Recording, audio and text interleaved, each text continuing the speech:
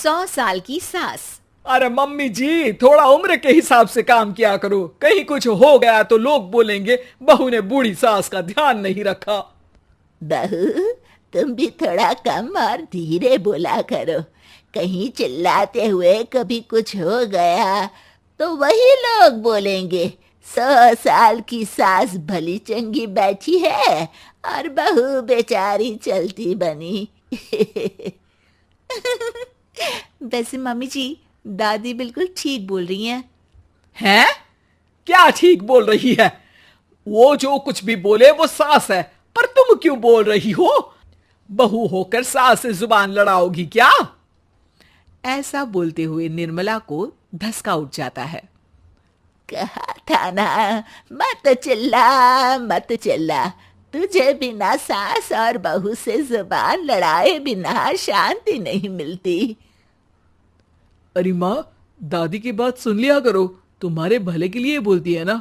अरे कोई भला नहीं, इन्हें बस मुझे परेशान और शो ऑफ करने का शौक है। हाँ। चल झूठी। इस परिवार में 3 पीढ़ी की औरतें रहती है, जिनका हर समय कोई ना कोई अलग ड्रामा चलता ही रहता है, जिससे और किसी का पता नहीं, लेकिन सूरज बहुत परेशान रहता है। माँ, पियाली और दादी, आप तीनों के पास एक दूसरे को सास बहू वाले ताने देने के अलावा कुछ काम हो या नहीं, पर मेरे पास जरूर है। इसीलिए पियाली जरा लंच ले आओ, मुझे ऑफिस भी जाना होता है। इस पर पियाली सूरज को लंच देती है और वो ऑफिस चला जाता है। जिसके बाद तीनों एक बार फिर अपनी बातों या कह लो कि नोक-झोंक में लग जाती हैं। इसी में दिन बीत जाता है। रात को सूरज के साथ उसके दोस्त भी खाने पर आते हैं। पियाली, मेरे कुछ दोस्त आए हैं। सॉरी, अचानक प्लान बना तो बता नहीं पाया। तुम जल्दी से डिनर बना दो ना। अरे वाह रे, आलसी माँ की आलसी बेटी। पहले बिना बताए दोस्तों को घर ले आओ, फिर बोलो जल्दी से डिनर बना दो। इतनी जल्दी है तो खुद बना लो। अरे माता, सब बाद में दिखा देना, अभी खाना बना दो ना प्लीज। ऐसा बोल के सूरज दोस्तों के पास जाकर बैठ जाता है और पियाली डिनर की टेंशन में अपनी सास के पास पहुंच जाती है, जो अपने कमरे में आराम कर रही होती है। मम्मी, सूरज अचानक दोस्तों को घर ले आए हैं, क्या करूं अब? कुछ ऐसा बताओ ना जो जल्दी बन जाए और सर्व करते हुए भी अच्छा लगे। अरे रेस्टोरेंट से मंगा ले, दोबारा परेशान मत करना, सोने दे मुझे। इतने में दादी सास भी वहां आ जाती हैं। वाह, आलसी का आइडिया भी उसी की तरह बेकार है। कोरोना में बाहर से खाना मंगाएंगे। बहू, तुम सो ही जाओ, वही काम अच्छे से कर सकती हो। चल पियाली, मैं बताती हूँ क्या करना है। इस पर दादी सास पियाली के साथ मिलकर सारे मेहमानों के लिए खाना बनाती है, जिससे उन्हें ज्यादा मेहनत भी नहीं करनी पड़ती और सबका पेट भी भर जाता है। दादी के इस आइडिया से पियाली और सूरज बहुत इम्प्रेस हो जाते हैं। दादी, क्या यही खाना आपकी इस उम्र में इतना एक्टिव रहने और एंडलेस लाइफ का राज है? वैसे दादी ने आज तक राज किसी को बताया नहीं। इन्होंने ससुर जी तक को नहीं बताया, तभी तो वो ऊपर पहुंच गए और ये अभी तक यही है। तेरी सास मेरे ऊपर पहुंचने का ही इंतजार कर रही है, पर इस आलसी का ये सपना पूरा नहीं होने वाला। क्यों जी, अमर होने का वरदान लेकर आई हो क्या?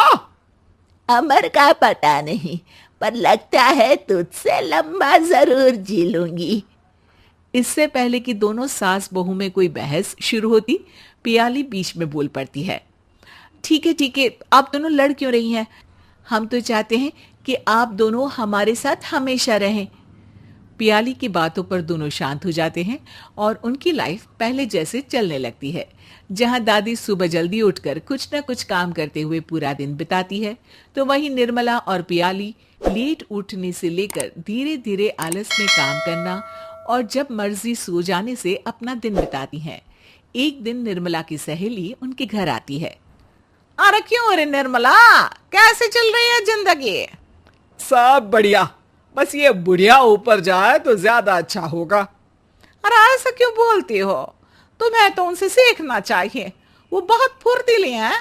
मैं उन्हें रोज मॉर्निंग वॉक करते हुए देखती हूँ, और वहीं तुम और तुम्हारी बहू है जिन्होंने शायद सुबह का सूरज आज तक देखा ही नहीं होगा। सहेली की बात सुनते ही निर्मला भड़क कर चिल्लाते हुए पियाली और अपनी सास को वहां बुलाती है, जिनके साथ सूरज भी वहां आ जाता है और ये सब देख सहेली वहां से चली जाती है। अरे सासू माँ, आपको हमसे क्या दिक्कत है? अब तो मेरी सहेलियां भी आपकी वजह से मुझे ताने देने लगी है। मम्मी जी, कुछ तो लोग कहेंगे, लोगों का काम है कहना, आप इग्नोर करो ना। अच्छा वैसे महारानी, वो तुम्हें भी वही सब बोल रही थी? है? मैंने क्या किया? अरे किलस क्यों रही हो? अब तो समझो और अपना लाइफस्टाइल सुधारो। ओ मोरी मैया, अब हमारा लाइफस्टाइल भी खराब हो गया क्या? आपका तो हाई फाई है ना, बस उतना ही ठीक है। तुम लोग हमेशा पूछते हो ना कि मेरी इस उम्र और अभी भी इतने एक्टिव रहने का राज क्या है, तो वो ये लाइफ स्टाइल ही है जिसे हाई फाई नहीं पर सिंपल कहते हैं। दादी, अब कहना क्या चाहती हो? यही कि मैंने अपनी जिंदगी में बहुत किताबें पढ़ी हैं, जिनमें एक किताब से मुझे ये समझ में आया कि हम कितने गलत तरीके से जिंदगी जीते हैं। उसी के बाद मैंने एक अच्छे जीवन के लिए इकिगाई रूल अपनाया, जिसका मकसद तो सिर्फ अच्छा जीवन जीना था। इतना लंबा कैसे जी गई मुझे खुद अचंभा होता है। ओह, तो मतलब आप मुझे परेशान नहीं करती थी? वो तो आप करती हैं। वैसे ये इकिगाई क्या है? थोड़ी रिसर्च खुद भी कर लो आलसियों, सब मैं ही बता दूं क्या?